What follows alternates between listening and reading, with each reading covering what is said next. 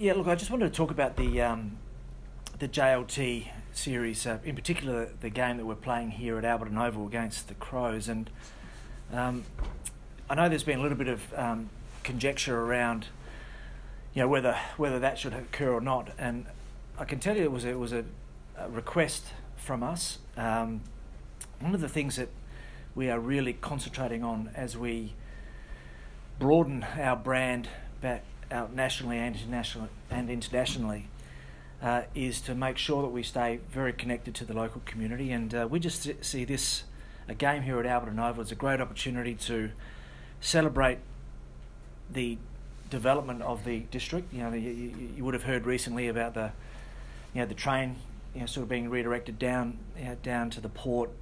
There's a great deal of development happening around the defence industry. It's a very vibrant and energetic place, and so we'll be using this particular match on March 10 to be a celebration of the local district, with local footy clubs, schools, residents, businesses. So it's a very important part of our overall approach. So that's the reason for that. So we'd like to thank the AFL for considering those opportunities. So main draw, questions. Keith, on that list of requests you put through, which ones were accepted and which weren't? Yeah, well, we were really pleased about the Anzac Day round. We always place that very high on our priority list. To play Geelong on a Saturday night, that we think that'll be a blockbuster. It'll be the 15th consecutive Anzac round game, which we feel very privileged to play. It gives us a chance to deepen those relationships with the defence industry that we have, and with the RSL. So we're looking forward to that. What didn't you get though? Is there anything you didn't get? Look, no, we went for Anzac round. We wanted, obviously, the Shanghai round is a huge fixturing challenge for the AFL, and we thank them for that. They were able to slot in the bye in round 10, which again was a bit of a surprise. We didn't think we were going to get that, so that was positive. We asked for Saturday nights and Friday nights as a standard. We weren't overly indulged in that space, but we did get 4 Saturday twilight games. So I think the overall mix is pretty good.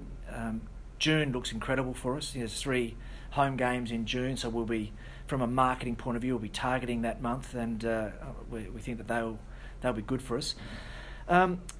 Look, we would love to host Indigenous round. That hasn't been possible in the last few years. It's not possible again this year. I think we'll be down in Tasmania with Hawthorn for that round. So, they're a great club for Indigenous support, and so I'm sure we'll be doing some good things down there. But we'd love to be able to do that here in Adelaide, but you can't have everything. I think that if you were to look at the fixture for us, there's not a whole lot of national Channel 7 games, free-to-air broadcast games. Having said that, we get great support locally from Channel 7. Fox Footy are always a great support to us and are coming to Shanghai with us, so we thank them for that, and that's very positive. But we do have national partners and who like the national free-to-air coverage. So we've always said you got to earn that, and this year we don't get a huge number of those games. You feel like you probably earned a little bit more than 4 night games, and instead you got 9 twilight games? Well, I think we don't mind the Saturday twilight games. I remember when we were tucked away on the Sunday Twilight Zone, and not that many years ago. That's pretty difficult. We only have one of those this year, so we think that you do have to earn those opportunities. We feel as if we took a step in the right direction this year. Hopefully we'll do more next year, and those things will take care of themselves. What about the actual playing side of things, Keith? pretty tough, the 3 double-up games, I think 3 top 8 sides. How have you viewed it? 2 trips to Perth as well? Yeah, look, you can look at that in 2 different ways. It's a great opportunity to see the new stadium. Everyone's sort of bragging about it, so but they're tough. They're tough trips. So that's a factor. We look at it from a competitive point of view and think it's actually okay. If you look at the double up sides, clearly they're there, but you also get Geelong, GWS, here in Adelaide and Richmond. So top clubs once here in Adelaide. So that's not too bad. So Kenny and the coaching group are pretty comfortable from a competitive point of view that it doesn't hold anything that's particularly unusual or dangerous. Keith, I think you've got 5 6-day breaks during the season next year, and 2 of those are actually back-to-back. Then you've got China, you obviously go to China, have a bye, and then you have back-to-back, I think, Launceston and 2 games in Adelaide. Yeah. Is that something you're a bit disappointed with? No, again, our guys are pretty well equipped to cope with the 6-day break. The high performance guys don't really complain too much about that. We think we can manage it. And how do you, Keith, how did you end up with 3 home games in a row? It's not something that I recall seeing. No, I don't know. It hasn't happened, I don't think, before in my time, but I imagine the difficulties of an AFL fixture just throw some of these things up every now and again. But from a marketing point of view, June turns into a really big opportunity for us, and I think there's a Thursday night, a Friday night, and a Saturday night game in that mix. We'll be able to build some real momentum, we think, through that period. It's a huge 3 games, 3 showpiece games against some pretty decent opposition. Yeah, I think it's Richmond, Bulldogs, Melbourne.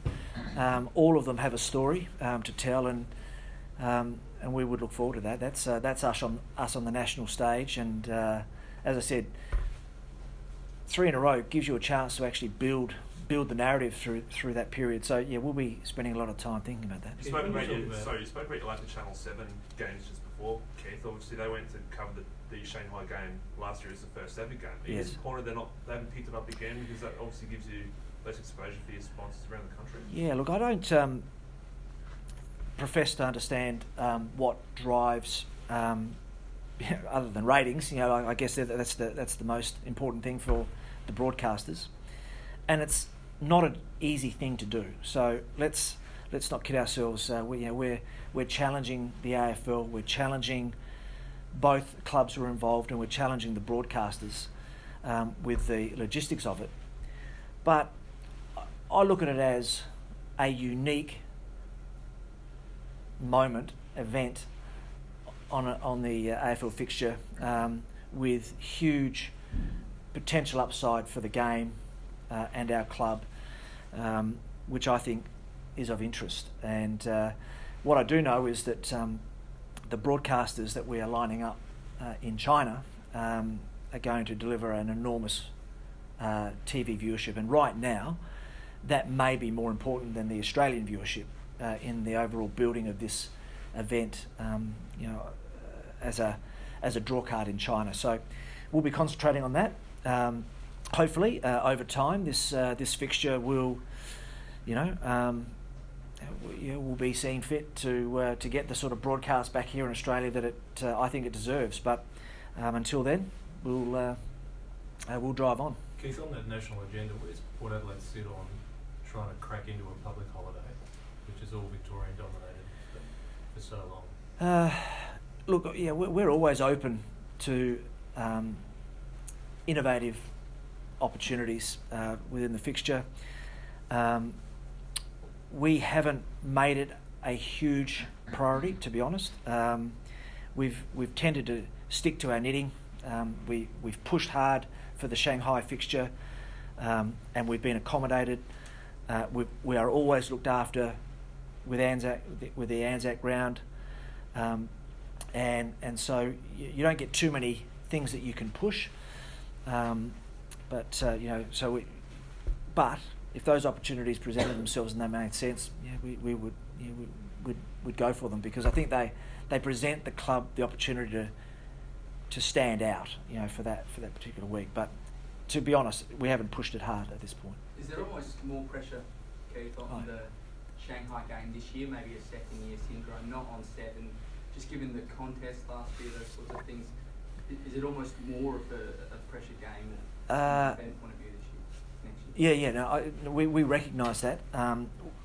We feel as if we did a pretty good job at setting a platform in Shanghai for 2017, but we can do it significantly better. The relationship that we had with the people in Shanghai made it a little bit difficult because they were unsure about the Australian crowd and what this sort of event would look like. We know, having dealt with them since then, that they're a lot more comfortable. So we're expecting a lot more cultural exchange, a lot more fan experiences and fan excitement at the game and fan comfort. So we know that the initial sales and inquiry for the game have been huge. So we expect that the same sort of numbers, if not more, will attend from here, and we'd like to see more locals there. So yes, there's more pressure, but we just saw 2017 as a platform that we can improve upon in 18. Keith, you mentioned storylines, and we'll look out for storylines. Do you think there's 3 new blokes at Port Adelaide that have marked off some special dates in their calendar today? Yeah. Well, they set up pretty well. The Melbourne game, and the Geelong games are going to be big events, and so there's a couple there that we can look forward to if all the cards fall the right way. Can't get too far ahead of ourselves, but I'm sure if those guys are playing on that big stage, it'll be a good story. Do you think players have to mark down perhaps the Gold Coast and the Essendon game as well, the free agency period, and Trent McKenzie and Jackson Merritt? Oh, well, I don't know. I think that those decisions will be made pretty soon, but I think that we've been pretty happy with the trade period thus far. It's possible that we'll be active some more, but time will tell. Is Lindsay Thomas in that same boat, or is he a bit more advanced than, say, McKenzie and Jackson Merritt? No, I think it's all in the.